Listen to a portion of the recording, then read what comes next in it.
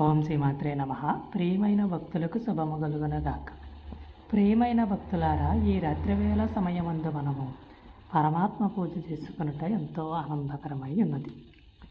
అమరసింహుడు తన అమర కోసములో ఈ విధముగా అంటున్నాడు. ఆనంద రూపత్వ అనే మాట మనకి కనపడుతూ ఉంది. పరమాత్మ అయిన శివుడు నిత్యము ఆనందముతో ఉంటాడంట. కనుక అటువంటి ఆనందముతో ఉండే తండ్రిని మనం ఆరాధించడం వల్ల మనకి కూడా ఆనందము సమకూరుతుంది. రాత్రి అంతయో నిద్రించిన మనము ఉదయం లేవగానే పరమాత్మ పూజ చేసుకున్నట్టు ఎంతో శ్రేయస్కరం. రోజంతా కూడా ఆనందముగా ఉంటుంది. అలాగునే మధ్యాహ్నము పరమాత్మను తెలుసుకోవాలి. సాయంత్రం వేళ యందు కూడా పరమాత్మను తెలుసుకొని ఓం నమః శివాయ అని చెప్పుకొని నిద్రించినాడు మనందరికీ ఆయన పరమాత్మ